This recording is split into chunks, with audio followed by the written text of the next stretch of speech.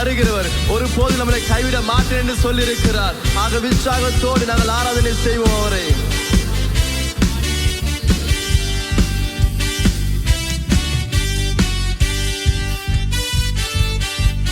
விடுதலை நாயகன் வெற்றியை தருகிறார், எனக்குள்ளே இருக்கிறார், என்ன ஆனந்தம். விடுதலை நாயகன் வெற்றியை தருகிறார், எனக்குள்ளே இருக்கிறார், என்ன ஆனந்தம். நான் பாடி பாடி மகிழ்வேன், தினம் ஆடி ஆடி துதிப்பேன். நான் பாடி பாடி மகிழ்வேன், தினம் ஆடி ஆடி துதிப்பேன்.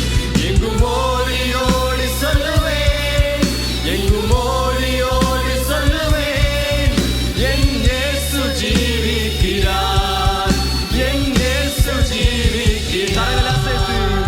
அல்லேலூயா ஆமென், அல்லேலூயா ஆமென், அல்லேலூயா ஆமென், அல்லேலூயா ஆமென், அல்லேலூயா ஆமென், அல்லேலூயா ஆமென், அல்லேலூயா ஆமென், அல்லேலூயா ஆமென், அல்லேலூயா ஆமென், அல்லேலூயா ஆமென், அல்லேலூயா ஆமென், அல்லேலூயா ஆமென். அவர் தேடி ஓடி வந்தார், என்னை தேற்றி அணைத்துக் கொண்டார். அவர் தேடி ஓடி வந்தார், என்னை தேற்றி அணைத்துக் கொண்டார். என் பாவம் அனைத்தும் மன்னித்தார், என் பாவம் அனைத்தும் மன்னித்தார். புது மனிதனாக மாற்றினார், புது மனிதனாக மாற்றினார்.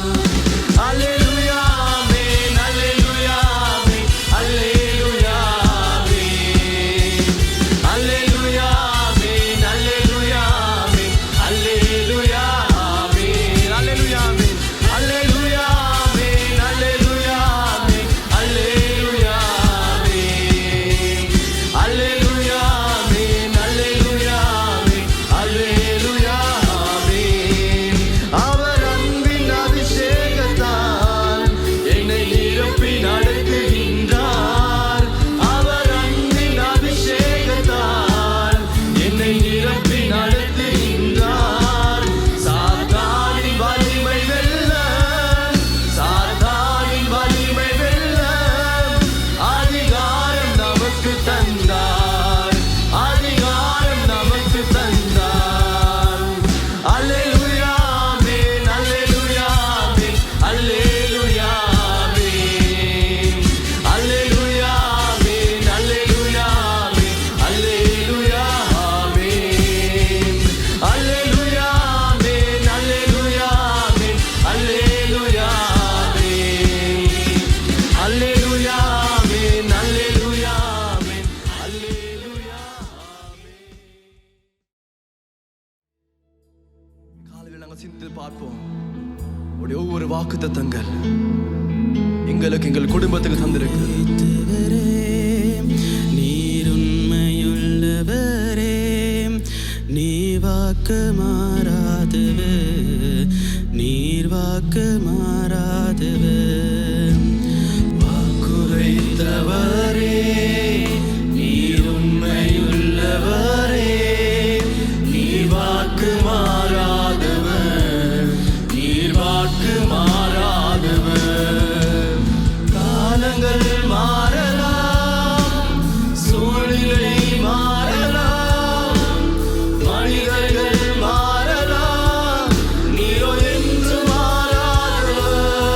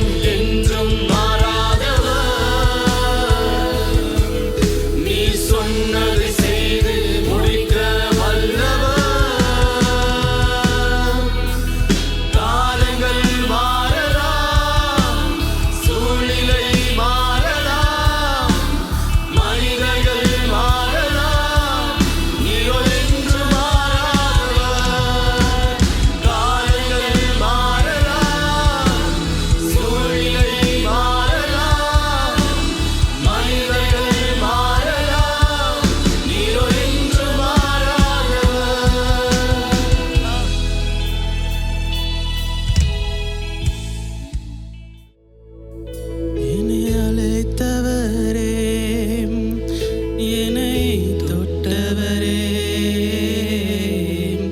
நீர் இல்லாமல் நான் இல்லையே. என்னை அழைத்தவரே, என்னை தொட்டவரே, நீர் இல்லாமல் நான் இல்லையே. நான் வாழ்ந்தது உங்க கிருபை, நான் வளர்ந்தது உங்க கிருபை, என்னை உயர்த்தி வைத்தீரே உம் கிருபையே. நான் வாழ்ந்தது உங்க கிருபை, நான் வளர்ந்தது உங்க கிருபை, என்னை உயர்த்தி வைத்தீரே உம் கிருபையே.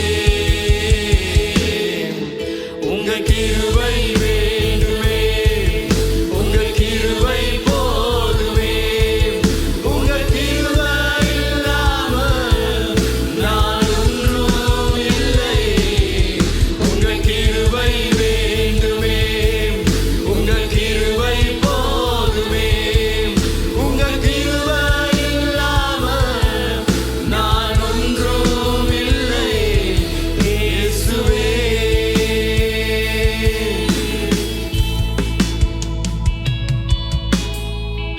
தனிமையில் அழுத போது தேற்றிட யாரும் இல்ல, தள்ளாடி நடந்த போது தாங்கிட யாரும் இல்ல.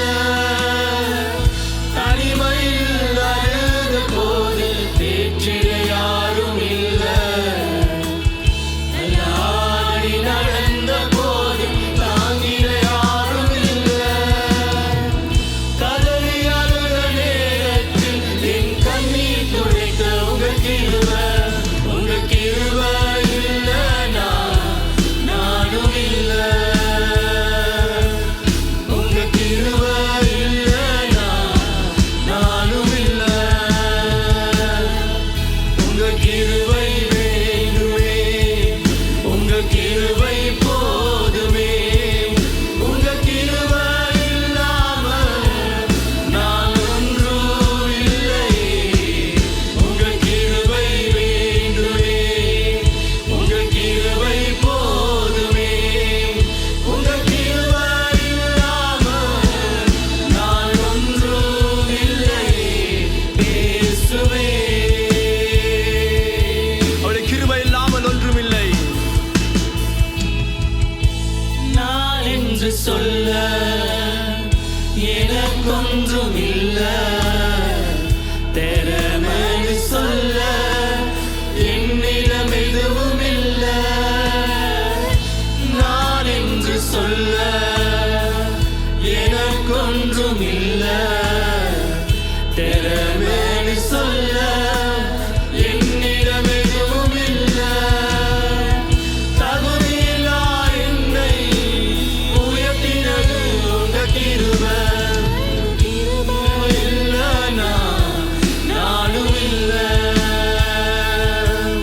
உங்க கிருபை இல்லைனா நானும் இல்ல.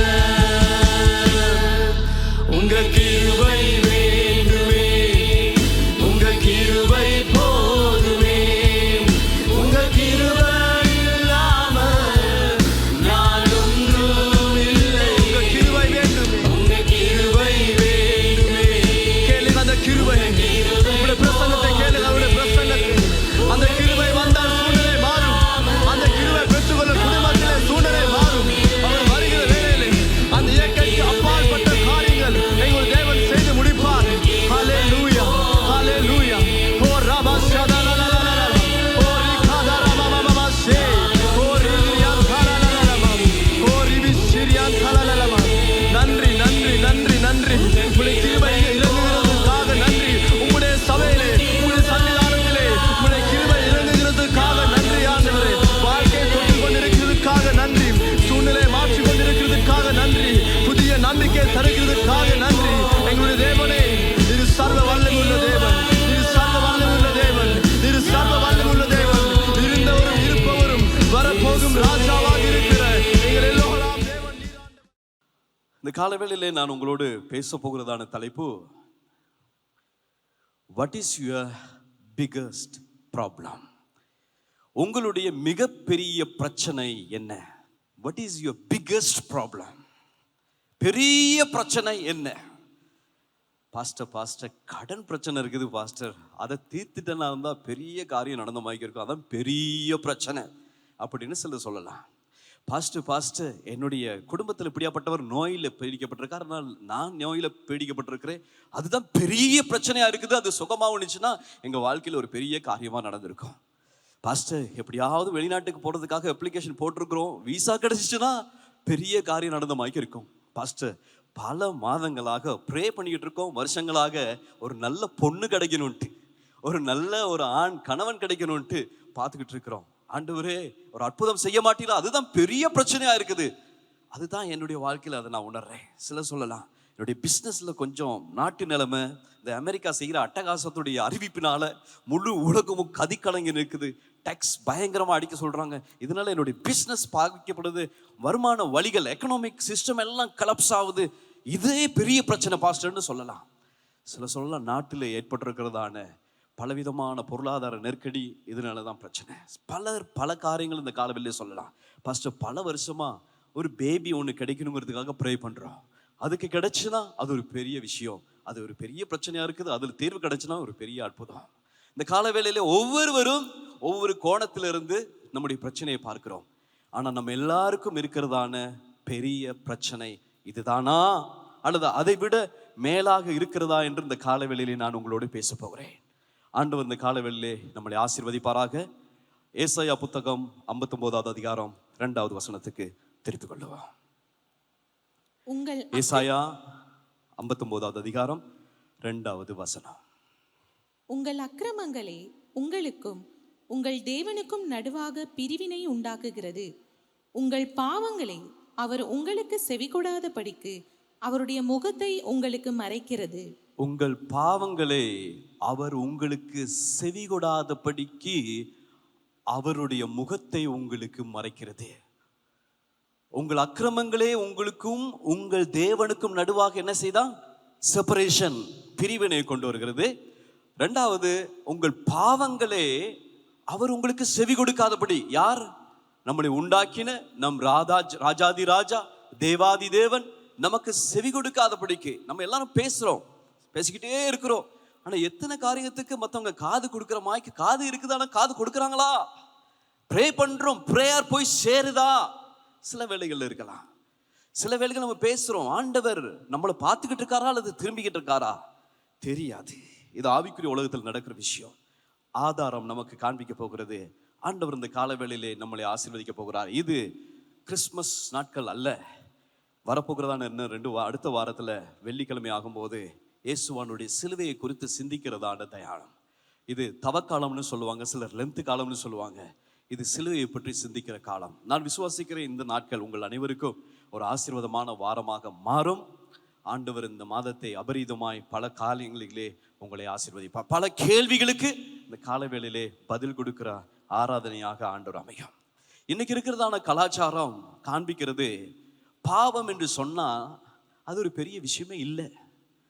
பாவம்னு சொன்னாவே ஒரு பெரிய விஷயம் இல்லை, அது அசிங்கமானது அல்லது அது அருவருப்பானதுங்கிறதான காரியத்தை எடுத்து போட்டு அது ஃபன்னானது. பாவம் ஒரு ஃபன்னா மாறிடுச்சு. இன்னைக்கு முழு உலகத்துடைய கலாச்சாரம் அப்படி மாறிக்கிட்டு இருக்குது. 2 திருமணம், எஸ் ஓகே, அது it's okay, that is our culture. அதுதான் உலகம் பிரதர். அதெல்லாம் பெலன்னு சொன்ன மாதிரி தான் நம்ம பார்த்து பைத்தியம்னு சொல்லுவான். அதனால அதுக்கு நம்ம ஆமா சொல்லணும். ஆண் திருமணம், பெண் திருமணம், அதுதான் உலகம் வரவேற்குது.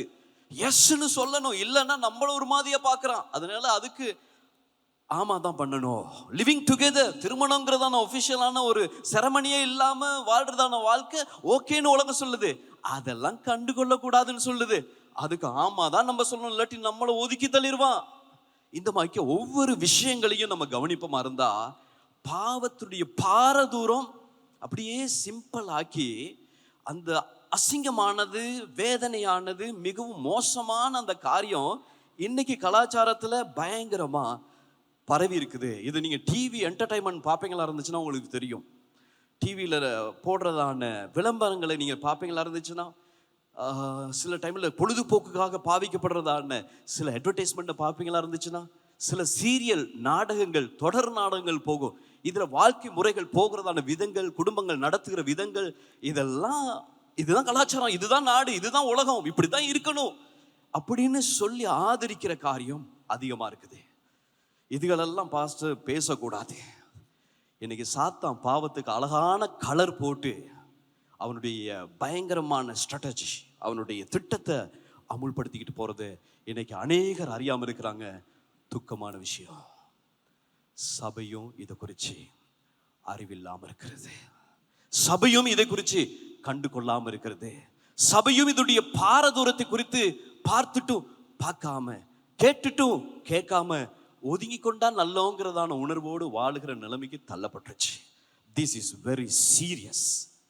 இது ரொம்பவே சீரியஸ்ங்கிறத எங்க நமக்கு காண்பிக்குதுன்னா, இதோடைய பாரதூரமும் இதோடைய பாதிப்பும் கல்வாரி சிலுவையை நீங்க நோக்கி பார்ப்பீங்களா, அந்த சிலுவை நமக்கு அதோடைய பாரதூரத்தை காண்பிக்குது.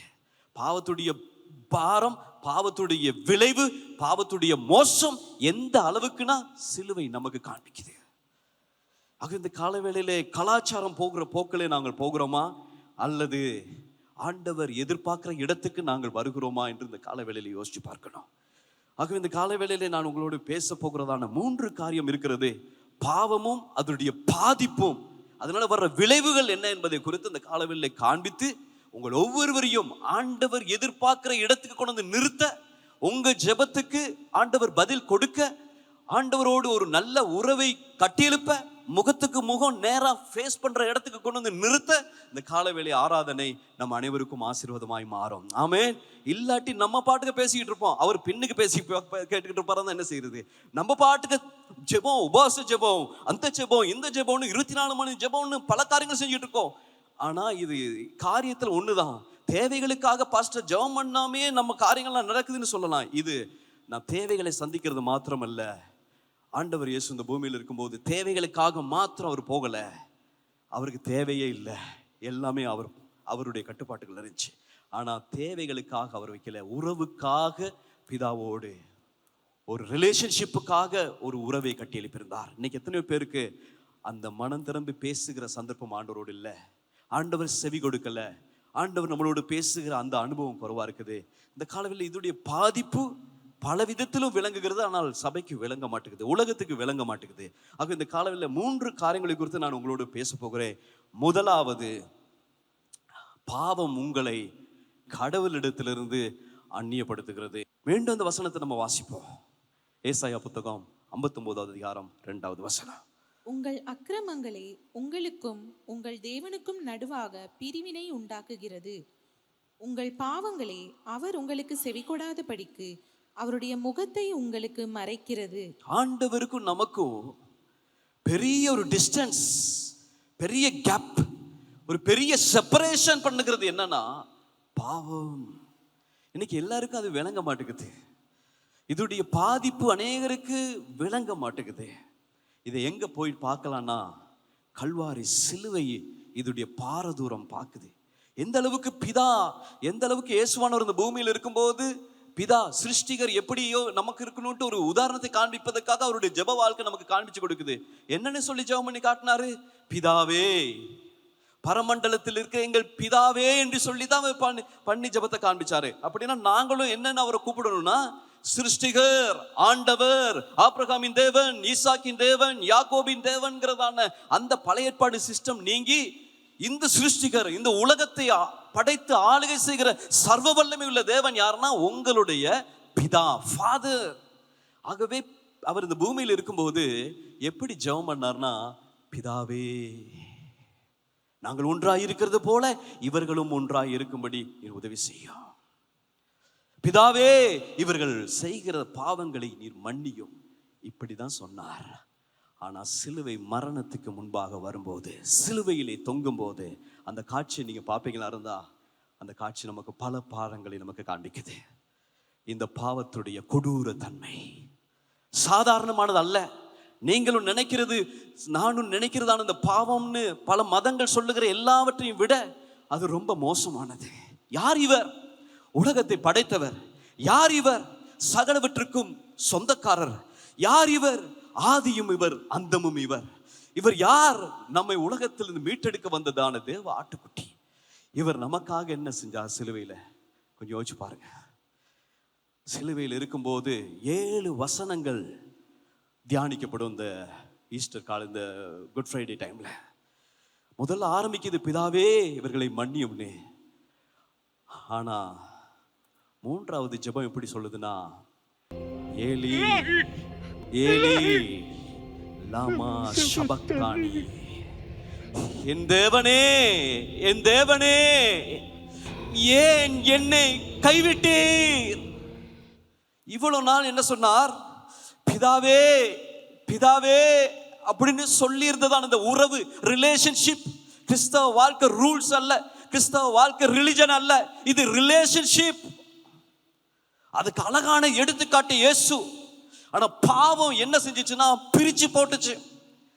சிலுவையில் அவர் தொங்கும் போது இவ்வளவு நாள் நல்ல உறவோடு இருந்ததான இந்த தேவனும் இந்த பிதாவும் இந்த பிள்ளையாகிய இயேசுவும் நல்ல உறவுல இருக்கிறதான இவர்களை பிரிச்சது என்னன்னா, அவர் பார்த்து பேச முடியாத அளவுக்கு அவர் முகத்தை திருப்பிக்கிட்டாராம் பைபிள் சொல்லுது. அப்படின்னா முழு உலகத்துடைய பாவங்களையும் அவர் மேல ஏற்றுக்கொண்ட பிறகு, முழு உலகத்தினுடைய பாவங்களையும் தன் மேல சுமந்த பிறகு, அந்த பாவத்தினுடைய பாரம், அந்த பாவத்துடைய உச்சம், அந்த பாவத்தினுடைய பயங்கரம் உறவை உடைத்தது, உறவை பிரித்தது. பாவம் சாதாரணமானது அல்ல. அதை காண்பிக்கிற அழகான இடம் தான் கல்வாரி சிலுவை. அந்த காட்சியை பார்த்த பிறகு நம்ம உள்ளம் அந்த டைம்ல மாத்திரமல்ல, வாழ்நாள் முழுசும் மாறணுங்கிறதுக்காக சிருஷ்டிகர் சிலுவையிலே அடிக்கப்பட்டார். அவர் என்ன சொல்றார்? ஏன் என்னை கைவிட்டீர்? இவ்வளவு நாள் அப்படி இயேசு சுவாமி ஜெபம் பண்ணும் போதில்லை, ஜெபம் பண்ணல. இவ்வளவு நாள் பிதாவே பிதாவேன்னு சொன்னவர் இப்ப சொல்றார், காட், பிதாவே ஆண்டவரே ஏன் என்னை கைவிட்டீர்? அவ்வளோ பெரியதான டிஸ்டன்ஸ் வந்துருச்சு. அது எதனால? வேற ஒண்ணும் இல்லை, ஒன்னே ஒண்ணு. என்னது? பாவம் பிரிச்சது. இந்த காலவேளையில் ஆண்டோடைய பிள்ளைகளா இருக்கதான நீங்களும் நானும் உறவிலே வாழ வேண்டும். பிதாவேன்னு பேசும்போது அவரும் நம்மளோட உறவுல இருக்கணும். பைபிள் சொல்லுது, நாங்க அவருக்கு இடத்துல பல காரியங்களை ஜெபிச்சோம், ஆண்டவருடைய வசனத்தை நம்ம கேட்காம ஜெபம் பண்ணுவோமா இருந்தா நம்முடைய ஜெபம் அருவருப்பானது. ஆக இந்த கால வேளையிலே ஆண்டவருடைய இரக்கத்தை பெற, ஆண்டவருடைய கிருபையை பெற, ஆண்டவருடைய தயவை பெற, ஆண்டவருடைய ஆசீர்வாதத்தை பெற ஆண்டவருடைய சமூகத்தில் வந்திருக்கிறதான நீங்களும் நானும் உணர வேண்டும். இந்த பாவம் என்கிறதான காரியம் பயங்கரமானது. நம்முடைய பெரிய பிரச்சனை, நான் சொன்னதான ஒவ்வொரு பாயிண்ட்ஸ் சொன்னேன்னா அது இல்லை. நம்முடைய பெரிய பிரச்சனை பாவம். அதுக்கு வேற வழியே இல்லை. இயேசு சுவாமிக்கு, பிதாவுக்கு வேற வழியே இல்லை. இந்த சொல்யூஷன் கொண்டு வர்றதுக்கு ஒண்ணுதான் வழி, சிருஷ்டிகர் சிலுவையில ஏறணும். ஆக இந்த காலவெளியில முதலாவது நீங்களும் நானும் உணரணும், பாவம் என்பது it is not a fun to play with that. அது பயங்கரமானது, உறவை பிரிக்கிறது, உள்ளத்தை உடைக்கிறது, ஒரு அசிங்கமானது, அது ஆபத்தானது, அது அழிவை கொண்டு வரக்கூடியது. அதோடைய பாரத்தை அவர் உணர்ந்ததுனால தான். வேற ஏதாவது வழி இருந்துச்சுன்னா அதை சூஸ் பண்ணிருக்கலாம், வேற வழியே இல்லை, சிலுவை மரணத்தை தவிர. அப்படி என்ற அந்த காலவெளியிலே உலகத்துக்கு இந்த உண்மை தெரியாமல் இருக்கலாம். அவருடைய இரத்தத்தாலே கழுவப்பட்ட ஒவ்வொரு மாதத்திலும் இந்த ராப்போஜன பந்தியிலே பங்கெடுக்கிற நம்ம இதோடைய சீரியஸை எந்த அளவுக்கு உணர்ந்து நம்மளை மாத்திக்கிட்டு, அந்த டைம்ல மாத்திரம் ஒரு இமோஷன் அல்ல, அந்த டைம்ல மாத்திரம் நம்முடைய உடையிலையும் நம்முடைய உணர்வுலையும் ஏற்படுறதான அந்த பொய் மாற்றம் அல்ல, எவ்வளவு பெரிய ஒரு பிரதிஷ்டையான ஒரு வாழ்க்கை நம்ம வாழணும், எவ்வளவு பெரிய ஆண்டவரை எதிர்பார்க்கிறதான இடத்துக்குள்ள நம்ம வாழணும். இந்த காலவேளையிலே நீங்களும் நானும் இதை உணர வேண்டும். இந்த உலகத்துடைய பெரிய பிரச்சனை எக்கனாமிக் சிஸ்டம் அல்ல, பொருளாதார பிரச்சனை அல்ல. இந்த உலகத்துடைய பாதிப்பு எந்த அளவுக்கு விளங்குதுன்னா பொருளாதாரத்திலையும் விளங்குது. காலநிலை, கிளைமேட், உலக கிளைமேட் பாருங்க எப்படி மாறிட்டு போகுது, பாவத்துடைய விளைவு. உறவுகள் பாதிக்கப்படுது, பாவத்துடைய விளைவு.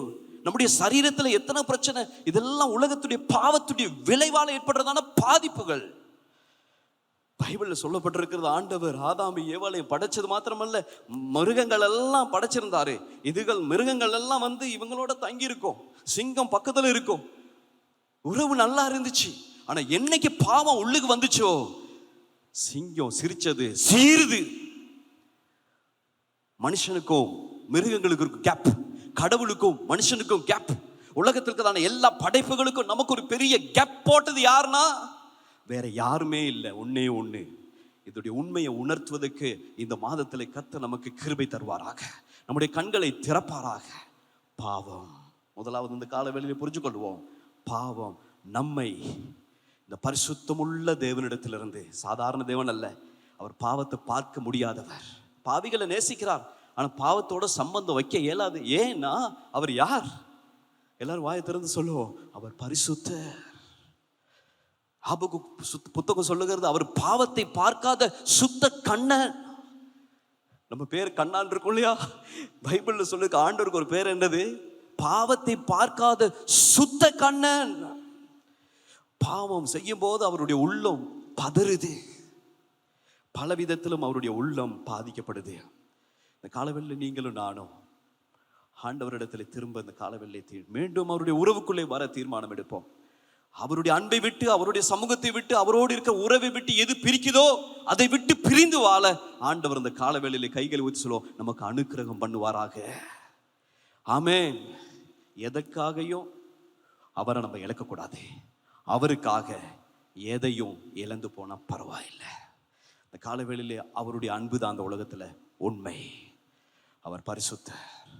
ஆகவே இந்த காலவேளையிலே நம்மை அழைக்கிறார், மகனே மகளே, இந்த உலகத்தில் எத்தனையோ தெய்வங்கள் வந்திருக்கிறாங்க, எத்தனையோ சிருஷ்டிகள் இந்த பூமியில இருக்கிறாங்க.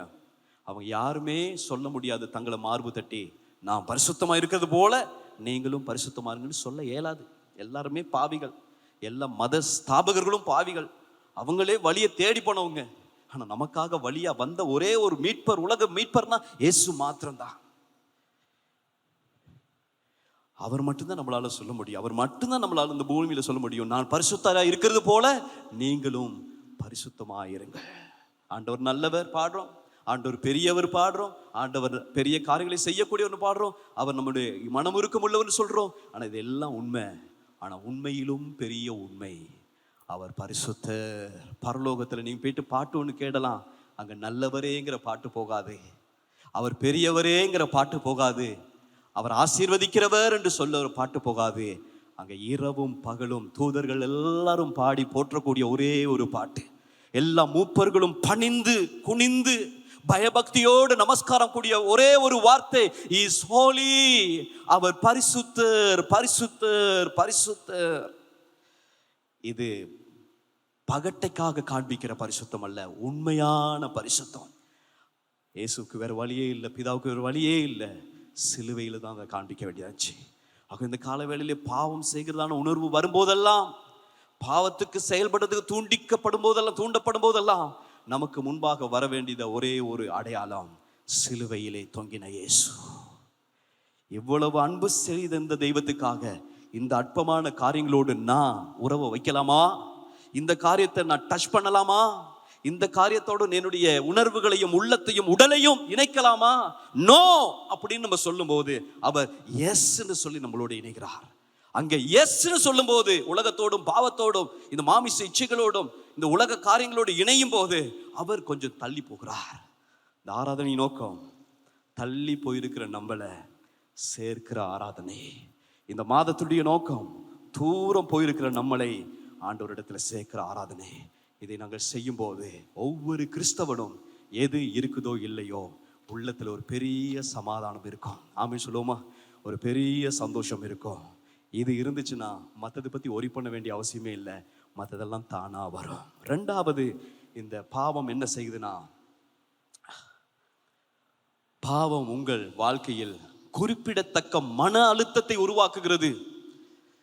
என்னத்தை செய்தா? மன அழுத்தம், ஸ்ட்ரெஸ். பாவம் மன அழுத்தத்தை கொண்டு வருங்கிறது அநேகருக்கு தெரியாது. பாவம் மன அழுத்தத்துக்குள்ள, நம்மள ஸ்ட்ரெஸ்ஸுக்குள்ள, நம்மள அப்படியே அழுத்தம் உள்ளவர்களாக, அப்படியே பாரம் உள்ளவர்களாக, ஆண்டவர் இந்த பூமிக்கு வந்தார் நம்மளை பாரத்தோட வாழ அல்ல, விடுதலையோட வாழ, ஃப்ரீடத்தோட வாழ, ஒரு சந்தோஷத்தோட வாழ, களி கூறுதலோட வாழ. பட் என்ன செய்யுதுன்னு அந்த பாவம் மன அழுத்தத்தை கொண்டு வருது. ஆதாரம் அந்த காலவேளையில வேதாகமத்துல நம்ம பாப்பமா இருந்துச்சுன்னா, தாவீது ஒரு ராஜாவா இருக்கும்போது சொல்லுகிறார். 38வது அதிகாரம் சங்கீத புத்தகத்திலே 4வது வசனத்தை வாசிப்போம். என் அக்கிரமங்கள் என் தலைக்கு மேலாக பெருகிற்று, அவைகள் பார சுமையைப் போல என்னால் தாங்கக்கூடாத பாரமாயிற்று. எனக்கு தாங்க முடியாத அளவுக்கு பாரம் இருக்குது. ஆண்டவர் சொல்றார், வருத்தப்பட்டு பாரம் சுமக்கிறவர்களே, நீங்கள் எல்லாரும் மலைக்கு ஏறுங்கன்னு சொன்னாரா? அந்த ஆளுகிட்ட போங்கன்னு சொன்னாரா? இந்த சர்ச்சுக்கிட்ட போங்கன்னு சொன்னாரா? என்கிட்ட வாங்கன்னு சொன்னார். இந்த இடத்துல பழைய ஏற்பாட்டில் ஆண்டவருடைய ஊழியக்காரர் சொல்றாரு, அந்த பாவம் என்ன செய்யுதான்? தாவீது சொல்றாரு, அந்த பாவம், அந்த என் அக்கிரமங்கள் என் தலைக்கு மேலாக பெருகிற்று. எதுக்கு மேல? ஷோல்டர்ல இல்ல, இருதயத்துல இல்ல, கால்குல இல்ல, என் தலைக்கு மேல இருக்குது. அவைகள் பார சுமையை போல, பெரிய ஒரு 1000 கிலோ தூக்கி உங்க தலையில வச்சது போல. இந்த காலவெளியில உணர்வோடு எத்தனையோ பேர் இருக்கிறீங்க. சிலர் இருக்கலாம், என்னால் தாங்க கூடாத அளவுக்கு பாரத்தோடு வந்திருக்கேன் பாஸ்டர். சில வேளைகள்ல வெளியில பார்க்கும்போது பண பிரச்சனை தான், நோய் பிரச்சனை தான், சம்பந்தம் பிரச்சனை தான், பலவிதமான உடல் ரீதியிலுக்குதான பிரச்சனை தான் நம்ம சொல்லலாம். ஆனா உண்மையிலேயே டீப்புக்கு போவோம், மேல பார்க்க வேணாம். சில புண்ணுகளுக்கு மேல காயம் பட்டுச்சுன்னா மேல போட்ட மாதிரி இருந்தா காயும் வலி போகும், ஆனா உள்ளுக்கே அரிச்சுக்கிட்டு போகும். அது சரியா பார்க்காதனால அந்த காலையே கலட்டி வைக்க வேண்டிய நிலைமைக்கு ஆளாகும். பாதிப்பு பயங்கரம். ஏன்னா நம்ம எல்லாரும் பழகிட்டோம் பெயின் கில்லர் குடிச்சு. அப்பப்ப வலி வரும்போது அப்பப்ப ஒரு வாக்குத்தத்தத்தை சொல்லி அப்பப்ப அதை கிளியர் பண்ணிக்கிறோம். ஆனா வாக்குத்தத்தம் வேணாம் இல்ல, வேணும். ஆனா what is the root cause? இதோடைய காரணம் என்னங்கிறத குறித்து டைம் எடுத்து அதை பார்த்து சரி பண்ணலன்னா மற்ற அவயவங்கள் எல்லாம் டேமேஜ் பண்ணும். பாவம் பாதிப்பை கொண்டு வரும். இந்த இடத்துல பார்க்குறோம், தாங்கக்கூடாத அளவுக்கு பாரம். இந்த காலவேளையிலே பலவிதமான பாரங்களோடு இந்த இடத்துல அமர்ந்திருக்கலாம். அந்த பாரத்தை காரணம் வேற ஒன்றும் இல்லை. சிலர் சரியா தூங்கி ரொம்ப நாள் ஆச்சு, சிலர் உறவுகள் உடைஞ்சு ரொம்ப நாள் ஆச்சு, சில பொருளாதார பிரச்சனைன்னு சொல்லி அதில் சிக்கப்பட்டு காரியங்களுக்கு ஆளாகிறதான காலம் இருக்குது. இதெல்லாம் பாரம். ஆனால் இது எல்லாத்துக்கும் பெரிய காரணம் பாவம். அன்னைக்கு அநேகரை ஸ்ட்ரெஸ்லேயே வச்சிருக்குது, மன அழுத்தம். ஆண்டோடைய பிள்ளைங்க தான் ராப்போஜன பந்தியில் கொடுக்குறோம், காணிக்கை அள்ளி போடுறோம், சில ஊழியங்களையும் செய்கிறோம். But there is no joy in my life. There is no peace in my life. There is no freedom in my life. ஏன் பாஸ்டர்? எந்த பாஸ்டர்ட்டையும் போகணும், அங்கே போனால் ப்ரே பண்ணா, இங்கே போனால் ப்ரே பண்ணா, எல்லாம் மாறி செஞ்சு பார்த்துட்டோம். What is the solution for this? ஆண்டு சொல்றார், டைம் எடு மகனே, டைம் எடு மகளே. என்னைக்கோ செஞ்ச பேல அறிக்கை செய்யாமல் இருக்குமா இருந்தா மனசுல கில்ட்டியாவே இருக்கும், குற்ற உணர்வோடே இருக்கும், பயத்தோடையே இருக்கும். எந்த டைம்ல பிடிபடுவோமோ, எந்த டைம்ல வெளியாகிறோமோ, எந்த டைம்ல டிசிப்ளின் ஆகிறோமோ, எந்த டைம்ல தூக்கி வீசிடுவாங்களோ, பயம், கவலை, குழப்பம். இது எல்லாத்துக்கும் மெயினா இருந்து வேலை செய்யறவர் இந்த சீன் பாவம். இந்த காலவேளையில் ஆண்டவர் நமக்கு கண்களை திறப்பாராக. ஆண்டவருடைய கரம் இந்த காலவேளையில் ஆணி பாய்ந்த கரம், தலைமேலே முள்முடி சூட்டப்பட்டதான, முள்முடி போடப்பட்டதான அவருடைய தலை, கைகள் கால்கள் எல்லாம் நமக்காக இரத்தம் சிந்தப்பட்டிருக்கிறது, பயங்கரமாய் பாதிக்கப்பட்டிருக்கிறார். எதுக்காகனா இந்த கரையிலிருந்து, இந்த அழுத்தத்திலிருந்து நம்மளை விடுதலையாக்க. இன்னைக்கு எத்தனையோ பேர் அறிக்கை செய்யாமே அதையே ரிப்பீட் பண்ணிக்கிட்டு இருக்கோம்.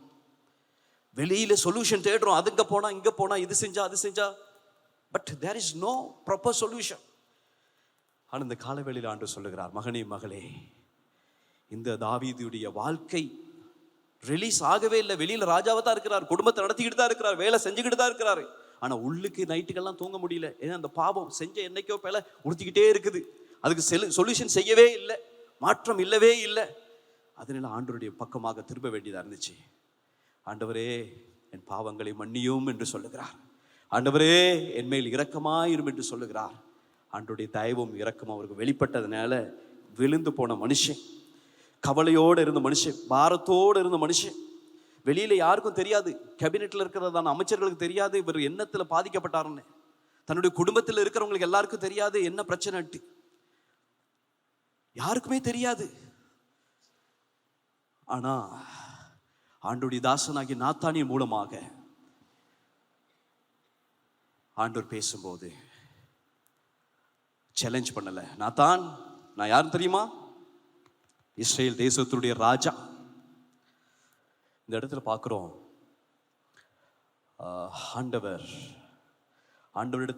ஆண்டவரை குறித்து நாத்தான் வெளிப்படுத்தும் போது ஆண்டவர் பக்கமாக அவர் திரும்பினார். கவனிச்சுக்கொள்ளுங்க, ரொம்ப முக்கியமான சீரியஸான விஷயத்தை நான் பேசிக்கிட்டு இருக்கேன். அந்த இடத்துல சேலஞ்ச் பண்ணல. நீங்க யாரு சொல்ல நாத்தானை பிடிச்சி சிறைய கழுத்தை அள்ளி தூக்கி போடுங்கன்னு சொல்லல. அந்த டைம்ல அவங்க ஒரு அதிரடியா தீர்மானம் வேற ஒன்றும் செய்யல, சரணடைஞ்சிட்டார். தன்னுடைய பிள்ளைகள், தன்னுடைய குறைவுகளுக்காக, தான் விட்ட தப்பு வெளியாயிருச்சுங்கிறதுக்காக ஆண்டவரிடத்துல இது மேல மறைக்கலாது மனஸ்தாபப்பட்டு அழுகிறார். இதை தான் நீங்க சங்கீத புத்தகத்துல 51வது அதிகாரத்துல நீங்க பார்க்கலாம். மூன்றாவது, இந்த பாவம் நமக்கு எங்க கொண்டு போய் நிறுத்துதுன்னா, உங்கள் பாவம் உங்களை கண்டிக்கிறது. பாவம் நமக்கு என்ன செய்யுதுன்னா கண்டனத்தை கொண்டு வருகிறது. வாசிப்போம் சங்கீத புத்தகத்துல 7வது அதிகாரம் 11வது வசனம். தேவன் நீதியுள்ள நியாயாதிபதி, அவர் நாள்தோறும் பாவியின் மேல் சினங்கொள்ளுகிற தேவன். தேவன் நீதியுள்ள நியாயாதிபதி, அவர் நாள்தோறும் யார் மேல? பாவியின் மேல. God loves you சொல்லுதா? பாவிகள் மேல சினம் கொள்ளுகிற தேவன். சிருஷ்டிகரையே சிலுவையில் அடிக்கிறது கொடுக்கிறது தான் சொல்யூஷன், அதுதான் தீர்வு. அதையே நான் கொடுத்துட்டேன். there is no any more solution, வேற வழியே இல்லை. அதெல்லாம் பெற்றும் இந்த உலகம் அறிஞ்சும் தொடர்ந்து பாவம் செய்யுமா இருந்தால் ஆண்டவர் கோபப்படுகிறார். அப்படித்தான் நான் வாசிக்கிற அந்த பைபிள் சொல்லுது. பழைய ஏற்பாட்டிலையும் சரி புதிய ஏற்பாட்டிலையும் சரி, பாவம் செய்யும் போது ஆண்டவர் தண்டிக்கிறார். மன ரீதியிலே நமக்கு தண்டனை வருது, வெளியிலிருந்து நமக்கு தண்டனை வருகிறது. ஏன்னா அவர் நீதி உள்ள நியாயாதிபதி. நம்ம நல்லவர், பெரியவர், உயர்ந்தவர், மாறாதவர், இரக்கமுள்ளவர், மன்னிக்கிறவர்கிறதான பார்வை மாத்திரமல்ல, அவருடைய குணாதிசயத்துல அடுத்த ஒரு முக்கியமான குணாதிசயம் தான் is a righteous God, righteous judge. நீதி உள்ள நியாயாதிபதி. அவர் பிழையா தப்பு செய்ய மாட்டார். அதனால தான் பாவத்துக்கு வேற வழியே இல்லை. நீதி உள்ளவர்னால பிழை செஞ்சா தண்டிக்கப்படணும். ஆனா வேற வழி இல்லை. தன்னுடைய குமாரனையே கொடுத்து தண்டிக்க வச்சார். ஏன்னா நீங்களும் நானும் சிலுவையில தொங்க வேண்டிய ஆக்கள், நீங்களும் நானும் சிலுவையில ரத்தம் சிந்த வேண்டிய ஆக்கள், நீங்களும் நானும் அரை நிர்வாணமாய் தொங்க வேண்டிய ஆக்கள். அவ்வளோ தெரிந்தும் தெரியாமலும் பாவம் நம்ம வாழ்க்கையில் நடந்திருக்குது. அதையெல்லாம் அவர் எடுத்துட்டு தான் அந்த இடத்துக்கு வந்து நின்றார். ஏன்னா பாவத்தின் சம்பளம் மரணம். அந்த மரணத்தை நமக்காக ஏற்க வேண்டியவர் அவர் மேல விழுந்துச்சு. அதான் சங்கீத நீங்க மத்தேயு புத்தகத்துல 1வது அதிகாரம் 21வது வசனம் சொல்லிருக்கு. என்னது? இயேசு சுவாமி பிறக்கும் போது வேற எந்த பேர் வைக்க வேணாம், இயேசு என்று பெயரிடுவாயாக. தம்முடைய ஜனங்களுடைய பாவங்களை சுமந்து தீர்ப்பார். அவர் பிறக்கும் போதே அவருடைய இறப்பு நிர்ணயிக்கப்பட்டது. அவர் வந்தது வாழ்ந்து ஜொலியா இருந்துட்டு போறதுக்கு இல்ல, பரிகாரம் தேட. மனித வாழ்க்கையில் இதுவரை போராடி கொண்டிருக்கதான் இந்த பெரிய பிரச்சனை. What is the biggest problem of the world?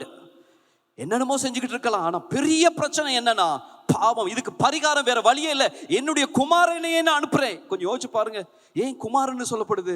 ஏன்னா நம்ம எல்லாருக்குமே ரொம்ப விருப்பம் என்னன்னா, கணவனை கூட கொஞ்சம் அட்ஜஸ்ட் பண்ணிக்கலாம், மனைவியை கூட கொஞ்சம் அட்ஜஸ்ட் பண்ணிக்கலாம், விட்டு கொடுக்கலாம். ஆனா பிள்ளைகளை விட்டு கொடுக்கலாது. பிள்ளைகள்னா நமக்கு உயிர். அதான் அந்த பாஷையில பேசுறார். அந்த உயிரையே நான் விட்டு கொடுத்தேன். எதுக்காக? நான் உங்கள் எல்லாருக்காகவும் இந்த உலகத்துக்காக தண்டிக்கப்பட்டார். நமக்காக தண்டிக்கப்பட்டார். பாவம் தண்டனையை கொண்டு வரும். ஆகவே நம்ம பாவத்தோட என்ன செய்யக்கூடாதுன்னா, ஃபன் பண்ணக்கூடாது, ஜொலி பண்ணக்கூடாது, அதை பரியாசம் பண்ணக்கூடாது. சிலுவையில் அதனை நடந்துச்சு. சிலுவையில் இயேசு சுவாமி தொங்கும் போது சுத்தி இருந்ததான சோல்ஜர்ஸ், போர் சேவர்கள் குத்தி விட்டு சிரிச்சானுங்க. பாவத்துக்காக பரிகார பலியாக தொங்குகிற ஆட்டுக்குட்டியானவர், உலகத்தினுடைய பாவங்களை போர்க்க வந்த தேவகுமாரன் உலகத்தை சிருஷ்டித்தவர் சிலுவையில தொங்குறார். இவங்க ஃபன் பண்றானுங்க, குத்தி விட்டு சிரிக்கிறானுங்க. நீ உண்மையான கடவுள் தான், இறங்கி வா, உன்னால முடியும்னு என்னென்னமோ செஞ்சையே, இப்ப செய். அடே, உன்னுடைய பாவங்களுக்காக, உன்னுடைய அக்கிரமங்களுக்காக அவர் தன்னையே இழந்து விட்டார். அழகானவர், சௌந்தரியம் உள்ளவர், மகிமையானவர், ஒருவரும் சேரக்கூடாத ஒளியிலே வாசம் செய்கிறவர். அந்த ஸ்தானத்திலிருந்து அவரை இறக்கி வச்சது என்னன்னா பாவம். இந்த காலவெளியில் அந்த பாவத்தை உணர்வோம்.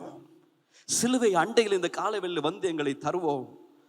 இன்னைக்கு அநேகர் நினைச்சுக்கிட்டு இருக்கிறோம், அநேக பிரச்சனைகளுக்கு காரணம், உறவுகளுக்கு பிரச்சனைகளுக்கு காரணம் என்னுடைய உறவு தான் பிரச்சனை, என்னுடைய ஜப்பு தான் பிரச்சனை, என்னுடைய திருமண வாழ்க்கை தான் பிரச்சனை, என்னுடைய பொருளாதாரம் தான் பிரச்சனை. No no no no.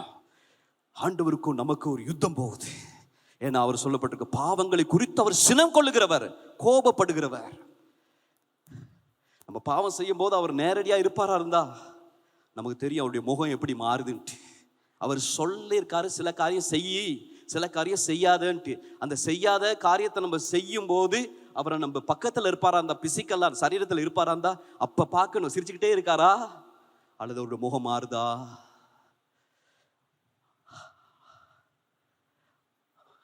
அவருடைய முகம் கோபம் வரும். அன்புள்ளவர் தான், இரக்கமுள்ளவர் தான், கிருபை நிலந்தவர் தான், நீதி உள்ள நியாயாதிபதி என்பது இந்த காலவேளையில் மறக்கக்கூடாது. அவரை கோபப்பட வைக்குது. அதனால நீங்களும் நானும் மோத வேண்டிய, ஆண்டவரும் நம்மளும் மோத வேண்டிய நிலைமையில வருது, ஒரு யுத்தத்துக்குள்ள கொண்டு வருது. ஏன்? பாவம் அதை செய்யுது. பிசாசு பின்னுக்கு இருந்து அழகா செய்யறான். பாவம் செய்ய வச்சு, பாவம் சின்னதா காட்டி, எல்லாரும் செய்யறது தான்டா, சிகரெட் குடிச்சா பாவமா, சாராயம் குடிச்சா பாவமா, 2 வைஃப் வச்சிருந்தா பாவமா, அதை செஞ்சா பாவமா, இது செஞ்சா பாவம், அப்படின்னா அந்த உலகத்துல வாழ இல்லாது. அதனால நீயும் செய், இதனை மெஜாரிட்டி செய்யுது, பெரிய கூட்டம் இதனை செய்யுது, அதனால இதை நீயும் செய்யுன்னு ஆதரிக்குது. நம்மள அதை ஆமான்னு சொல்லி அதை செஞ்சிருவோம். செஞ்ச பிறகு வருது இல்லையா விளைவு, அப்ப சாத்தான் சொல்லுவான், நீ கடவுளுக்கு துரோகம் செஞ்சுட்ட, உனக்கு கடவுள் பார்க்க முடியாது, சபையோட சம்மந்தம் வைக்க முடியாது, ஊழிய செய்ய வைக்க முடியாதுன்ட்டு இப்ப இவ்வளவு நேரம் சின்னதா காண்பிச்ச பாவத்தை இப்ப பெருசா காண்பிச்சு நம்மளை குற்றவாளி ஆக்கி ஆண்டவரை நம்மளே பிரிச்சு போட்டுருவான். தந்திரமா ஏதேன் தோட்டத்துல ஆரம்பிச்சவை இன்னும் மட்டும் அதை செஞ்சுக்கிட்டு தான் தீவிரமா இருக்கிறான். ஆகவே நீங்களும் நானும் இந்த காலவேளையிலே ஆண்டவரிடத்தில் சமாதானத்துக்கு நேராக வருவோம். ஆண்டவரை, உம்மோடு நான் மோத மாட்டேன் அப்பா, நீர் விரும்பாததை நானும் விரும்ப மாட்டேன், நீங்க வெறுக்கிறத நான் அடியோட வெறுக்கிறேன், நீங்க விரும்புறத நான் ரொம்பவே விரும்புவேன். ஆண்டவரிடத்தில் சமாதானத்துக்கு நேராக வருவோம். ஆண்டவர் நம்மளை பார்த்து பின்னுக்கு திரும்புற அளவுக்கு நம்ம வாழ்க்கை கூடாது, அவரிடத்துல வரணும். பாஸ்டர், நம்ம எவ்வளோ செஞ்சாலும் ஆண்டவர் மன்னிக்கிறது தானே. பாஸ்டர், நம்ம எவ்வளோ காரியங்களை ஈடுபட்டாலும், துணிகரமாக ஈடுபட்டாலும் என்ன நடந்துச்சு, ஒன்றும் நடக்கலையே, பேசாம தானே இருக்கான். ஆண்டவருடைய அந்த கடைசி நிமிஷத்தின் நேரமாக கூட அந்த நேரம் இருக்கலாமே. இதோடைய விளைவுகள் எல்லாம் சாத்தான் காட்ட மாட்டான், இதனால வர்ற பாதிப்பு என்னங்கிறத காட்ட மாட்டான், அதை மறைச்சிருப்பான். அதான் சாத்தான் ஸ்ட்ராட்டஜி நல்லா போட்டு செய்வான். உங்களை விட என்னை விட அவனுக்கு நல்லா ஆதாமையும் தெரியும், ஏவாளையும் தெரியும், ஆபிரகாமையும் தெரியும், இந்த பூமியில இந்த தானியலையும் தெரியும், எல்லாரையும் தெரியும் சாத்தானுக்கு. அதனால காலத்துக்கு காலம் எப்படி எல்லாம் அப்டேட் ஆகுதோ அவனும் நல்லா அப்டேட் ஆகிக்கிட்டு இருக்கான். நம்ம தான் அந்த பழைய சிஸ்டத்திலேயே இருந்துகிட்டு அப்படியே இருக்கிறோம். அதனால அவனை குறித்து நமக்கு தெளிவடைஞ்சு பாவத்துக்கு தூரமாக்க பரிசுத்த ஆவியானவர் நமக்கு உதவி செய்வார். கையை உயர்த்தி ஆமென் சொல்லுவோமா? பரிசுத்த வேதாகமும் நமக்கு ஆதாரம். பிசாசு நம்மளை தண்டிக்க பார்க்கிறான், ஆண்டவர் நம்மிடத்தை சேர்க்க பார்க்கிறார். ஆக அவரிடத்தில் இந்த காலவெளி சமாதானத்துக்கு நேராக வருவோம். ஒரு பையன் இருந்தான், இதோட நான் பிரசங்கத்தை நிறைவு செய்கிறேன். அந்த பையனுக்கு ஒரு ஆசை, நினைச்சதெல்லாம் செய்யணும், கண்ணில் பார்க்கறதெல்லாம் செய்யணும், உணர்றதெல்லாம் செய்யணும், எதையும் விட்டு வைக்க கூடாது. அதனால செஞ்சிருவான்.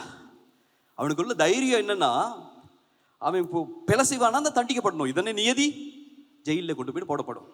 அதுக்கு பிறகு நீதிமன்ற கூட்டத்தில் கொண்டு போய் நிறுத்தப்படும். நீதிமன்ற கூட்டத்தில் நிற்கும் போது ஆரம்பத்தில் பயந்தான், பிறகு அவனுக்கு ஒரு நல்ல எடுகேட்டர் லோயர் அவனுக்காக வாதாடி அவனை ரிலீஸ் பண்ண. ஸோ அந்த குற்றவாளி கூண்டில் அவன் தம்பி இருக்கும்போது அவன் செஞ்ச பிழையில் அவனை மன்னிங்க, அவனை விடுக்கி, அது சாதாரணமானதுன்னு சொல்லி விடுவிக்கிறதுக்கு இவர் செயல்பட்டதுனால அவனுக்கு ஒரு பெரிய தைரியம் வந்துச்சு. எனக்காக பேச ஒருத்தர் இருக்கிறார், எனக்காக செயல்பட, நான் கூண்டில் இருந்தால் என்னால் ஒன்று செய்ய முடியாது, ஆனால் அவர் செயல்படுவாரா இருந்தால் நான் விடுதலை ஆகலாம் அப்படிங்கிற ஒரு பெரிய தைரியத்துக்குள்ள இருந்தான். தொடர்ந்து இந்த விளையாட்டு ஆரம்பிச்சிச்சு. பிழை செய்வான், ஜெயிலில் போடுவாங்க, நீதிமன்ற கூண்டில் இருப்பான். நிற்கும் போது ஜட்ஜ் இருப்பாரு, லோயர் வருவாரு, லோயர் பேசுவாரு, விடுதலை ஆக்கிடுவாரு. இந்த கதை தொடர்ந்து போனுச்சு.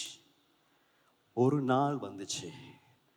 அந்த நாள் மற்ற நாளைய விட வித்தியாசமா இருந்தது. இவனுக்கு தைரியம், இன்னைக்கு என்னுடைய லோயர் வருவார், என்னை காப்பாத்துவார் நினைச்சுக்கிட்டு இருந்தான். டைம் போகுது. நீதிபதி இருக்கிறாரு, குற்றவாளி கூண்டுல இந்த தம்பி இருக்கிறான். லோயர் வரல. கால் நடுக்க ஆரம்பிக்குது. ஏன்னா அடுத்த தண்டனை, என்னுடைய ரெக்கார்ட் படி எந்த தண்டனைக்கு நான் ஆளாக போறனோ தெரியாது. கால் நடுங்குது, வேர்த்து கொட்டுது, பயம் பீடிக்குது. பாவம் செய்யும் போது இதெல்லாம் நமக்கு வராது, இவனுக்கும் வரல. தண்டனை வரும்போது, எத்தனையோ இப்போ அரசியல்வாதிகளை தூக்கி தூக்கி போடும்போது தண்டனை வரும்போது கால் நடுங்குது. இதெல்லாம் அப்பயே யோசிச்சிருந்தா என்ன. அந்த டைம் வரும்போது முகம் மாறுனுச்சு. சிரிச்சுக்கிட்டு இருந்தான், ஃபன்னா இருந்தான், என்னை காப்பாற்ற இருக்காரு தானேன்ட்டு. அன்னைக்கு அது நடக்கல. குழம்பி போ என்ன செய்வதுன்ற தெரியாம லோயர் வராமல் இருந்ததானவே. இப்போ ஜட்ஜ்மெண்ட் தீர்மானம் வரப்போகுதுன்னு ஜட்ஜை நோக்கி பார்த்தான். அன்னைக்குன்னு பார்த்து யாரு ஜட்ஜா இருந்ததுன்னா, இவ்வளவு நாள் லோயரா இருந்தார் இல்லையா, வழக்காடுகிறவராக இருந்தாரு, பேசினவராக இருந்தார், அவரே அன்னைக்கு ஜட்ஜா இருந்தாரு. அவனுக்கு ஒரு பெரிய சந்தோஷம் இருந்ததை விட, ஏன் இவ்வளவு இவர் தான் பேசி என்னை எடுத்தாரு, தீர்ப்பு கொடுக்கிறவரே என் பக்கம் இருக்கிறவர், எனக்கு தெரிஞ்சவர். பெரிய சந்தோஷப்பட்டான். வேற யாரும் வழக்காடெல்லாம் தேவையில்ல, சும்மா ரிலீஸ் ஆகிடலாம். சிரிச்ச முகத்தோடு பார்த்தா. அவர் சீரியஸா பார்த்தார். தம்பி, இன்னைக்கு நான் உன்னுடைய லோயர் அல்ல, சட்டத்திறனி அல்ல, உனக்காக பேச போறதுக்கு என்னால முடியாது. நான் அந்த ஜொப்ல இருக்கும்போது அதை செஞ்சேன். ஆனா இப்ப நான் இருக்கிறேன் நியாயாதிபதி, ஜட்ஜ். பேச எனக்கு இயலாது, தீர்ப்பு தான் கொடுக்க முடியும். இந்த சட்டத்தின் அடிப்படையில் உனக்கு மரண தண்டனை கொடுக்கப்படுகிறது. கதி கலங்கினான். காலம் தாமதித்து விட்டது. அவனுக்கு கிடைத்த சந்தர்ப்பங்கள் எல்லாம் மிஸ் பண்ணதுனால, அவருக்காக பேசுவர் ஒருவர் இருக்கிறார் என்பது சாதகமாக்கி சரி பண்ணிக்கிறதுக்கு பதிலாக தொடர்ந்து வேலையை செய்ய ஆரம்பிச்சு. அன்னைக்கு எத்தனையோ பேர் கிருபை இருக்குது, தயவு இருக்குது, இரக்கம் இருக்குது, பிழை செய்வோம், சரிப்படுத்திக்குவோம், கிருபை இருக்குது, மன்னிப்பு இரத்தம் இருக்குது. இந்த விளையாட்டுல எந்த நாள் விளையாட இல்லாது. ஏன்னா பாவம் ரொம்ப சீரியஸ்ங்கிறது சிலுவை காட்டுது. அன்னைக்கு அவருடைய நியாய தீர்ப்பு நாளாக இருந்தது. இந்த கால வேளையிலே நமக்கு நியாய தீர்ப்பு வேண்டாம். கையை வைத்து சொல்லுவோம், தேவரீர் எங்களை நியாய தீர்க்க, உங்களை அந்த கஷ்டத்துக்குள்ள கொண்டு வாண்ட நினைக்கிறீங்களா? விரும்பி செய்வார் நியாய தீர்ப்பு இல்லை, அவருடைய அந்த ஜட்ஜ், அந்த பொசிஷன் அதை செய்ய வைக்குது. ஆனால் அதிலிருந்து நம்மளை மாற்றி அமைக்க சிலுவையை நோக்கி பார் மகனே, சிலுவையை நோக்கி பார் மகளே என்று சொல்லுகிறார்.